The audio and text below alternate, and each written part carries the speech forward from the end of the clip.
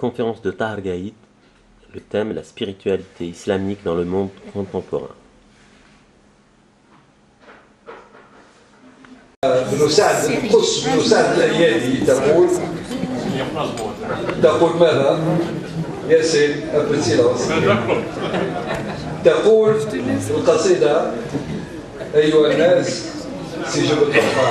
أيها الناس اسمعوا وعوا وإذا وعيتم فانتفعوا إنه من عاش مات ومن مات فات وكل ما هو آت آت. Et donc, allez, on vous demande un peu de silence. Tahar va nous faire une conférence aujourd'hui. Ce soir, Tahar Gaïd.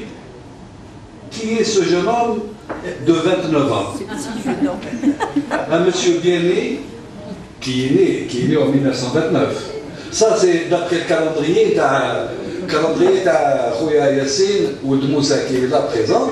Alors il vous dit, vous êtes né en quelle année? En 1930 et que vous avez 30 ans. Ça, c'est son calendrier. Et donc le calendrier veut qu'Ahmed Tahar a aujourd'hui 29 ans. Et donc, n'est-il pas né en 1929 chez les Bni Ya'la, quelque part dans la grande région de Genzet, une région où se bousculent franchement les érudits, les savants, les intellectuels, enfin où se bousculent tous les hommes de lettres et les femmes de lettres aussi. N'est-il pas dans cette région, n'est-il pas né dans cette région de combattants pour la liberté, où pratiquement il existe 1, 2, 3 ou plusieurs shahids dans la famille, et chez la famille Gaïd, il y a des shuhada. Il y a des shuhada, hommes et femmes, et nous avons en mémoire la grande shahida Melika Gaïd, qui est la sœur de Ahmed Tahar. C'est Tahar est donc de cette race de gens bien nés. L'on démontre que son parcours depuis sa prime jeunesse, élève de la Médersa, Fa'alibia, ensuite enseignant à Palikao Tazman, qui s'appelle actuellement Ternif. Et c'est là où on a trouvé le fameux homme de Palikao, c'est bien ça, l'homme préhistorique. Ensuite, il adhère au FLN, très jeune, quand il avait 24 ans, donc responsable à Ternif. Ensuite, il prend beaucoup d'initiatives, il prend des responsabilités, il sera parmi les créateurs de l'UGTA aux côtés de Saïd Safidi, rahimahullah.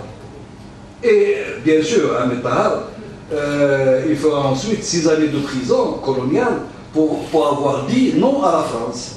Il a fait ces 6 années. Donc, après l'indépendance, il fera une carrière brillante dans la diplomatie. Il sera plusieurs fois ambassadeur.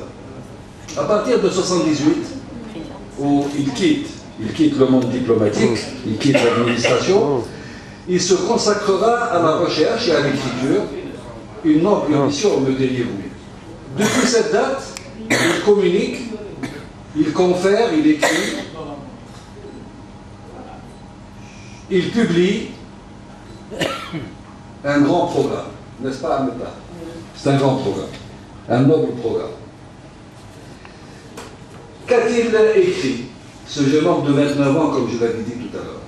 Pardon, cet islamologue qui est né en 1929. Eh bien, cet Tahar est prolifique en bon médertien et en bon militant. Il a écrit La maison du prophète, La femme musulmane dans la société, Les femmes dans le Coran, récit, étude et analyse, à la lumière de la tradition musulmane.